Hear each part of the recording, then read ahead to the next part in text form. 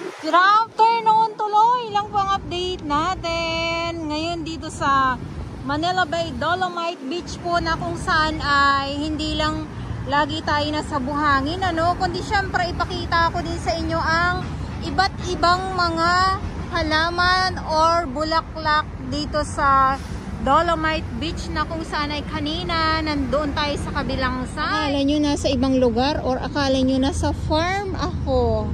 Dahil nga sa mga halaman na nandito sa ating harapan.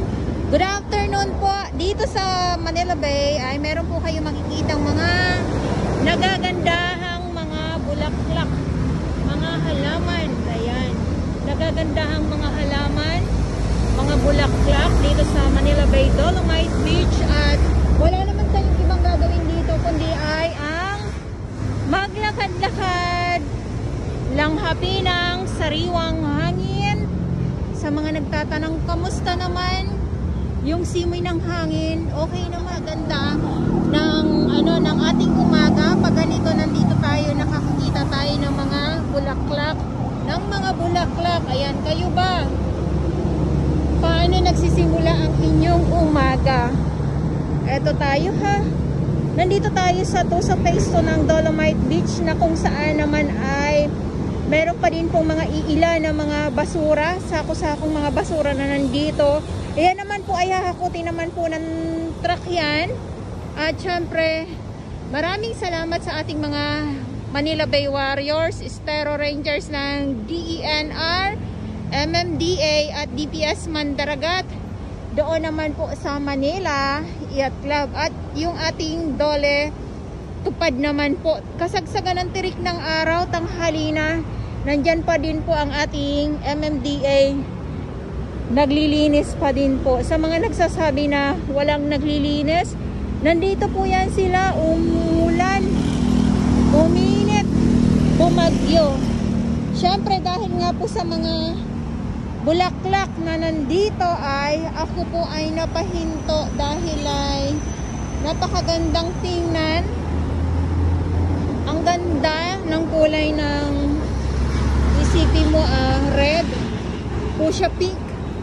Yan. At buhay na buhay sila.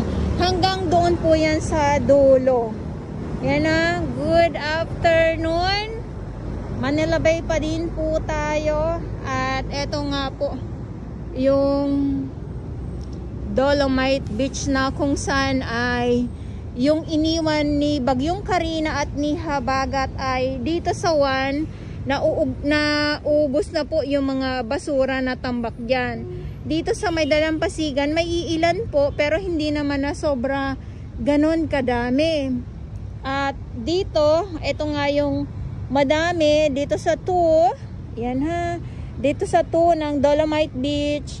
Ayan na, sana nga po ay mahakot din kaagad itong mga nasasako-sakong mga kalat.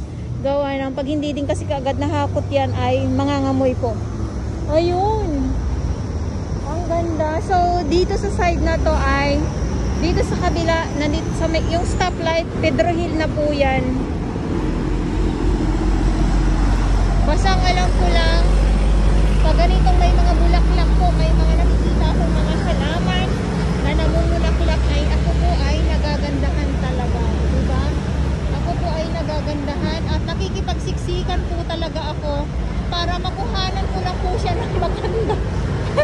Magandang anggulo, pambihira na yan dahil sa kailangan ay ang kalesa ni Kuya. Hi Kuya, kailangan din makuhanan natin. Ayan sila yung yung mga kalesa na mayroon dito sa Manila Bay. Ayan, so kung kayo ay gustong sumakay, sa mga gusto lang naman, hala na, sige na, go na kayo. Ito pa ito pa, bukas ay sisibol din ito, di ba? Ayan ayan. So dito matingkad na matingkad, parang relasyon lang pagbago kayo. Matingkad na matingkad ang bulaklak na ito. Sabi ko nga parang nagsisimula sa isang relasyon. Sana all may karelasyon. Ayan tayo Ang bulaklak ay napunta na naman sa karelasyon. bagong relasyon na namumukhad ka, di ba? Pag sa una, ang ganda tingnan. Ay, sorry. Ayun, sorry naman. Ayan. Maaliwalas tingnan. Ganon. Sa una lang daw, sabi nila. Ewan ko ha. Ewan ko. Basta ang puso ko ay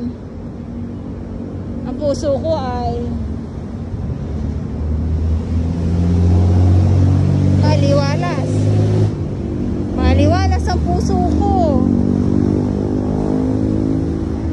Basta kayo, bahala kayo. Ayan. So dito naman po, yung reclamation naman po sa May Pasay area, yung buhangin naman ay tambak naman po dyan. Ayan, so wala po akong ibang ano sa inyo kasi malayo po. Dito ako sa Dolomite. Tapos ito yung tambak ng mga buhangin doon sa laot po. Ayan, so panay po ang buos ng mga barge ng buhangin dito. So, makakarating na ng Bataan yan. Yang ano na yan, reclamation dito sa May Pasay area.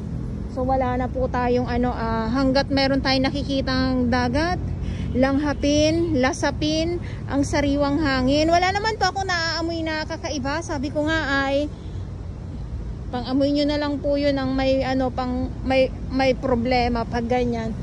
So yun lang. Tirik ang araw. Good afternoon. Good afternoon, Manila Bay, Dolomite Beach pa din po tayo. Grabe yung mga pananim na mga halaman at itong mga buko nga. Ayan, at buhay na buhay sila. So ito naman ay pwede nang yung kasi ito yung yung gata. Ayan, gata talaga. Yes, yung kakang gata. Yung na. Grabe, akala nyo wala niyan dito sa Manila Bay. Meron yan. Ang inaakalang wala, yung pala ay meron.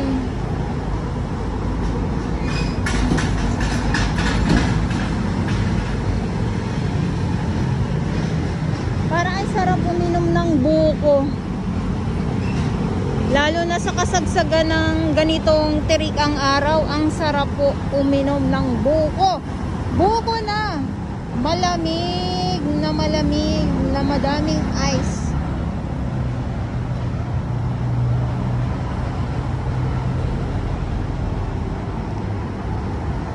Ayan, so ito yung update natin. Ang kulay naman doon ay red, fuchsia pink, ganun. Ipakicorrect nyo na lang po ako sa aking mga viewers dyan.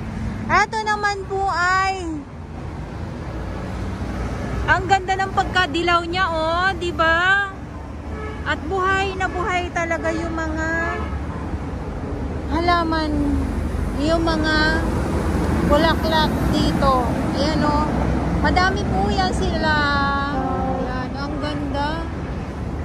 Wala, napapahinto ako pag sa mga ganitong mga namumulaklak dito sa Manila Bay, Dolomite Beach nga po. Dito pa sa kabila. Ito naman may pagka-light, naman to, pink naman. Ayan, may pagka-light pink naman po ito. Ayan, oh. Tapos dito naman, ito talaga ay red. Ayan, oh. Inano ko na kayo, tinor ko na kayo dito sa aking mga tanim na mga halaman. Akala nyo wala niyan dito sa Dolomite Beach. Meron po. Ayan, oh.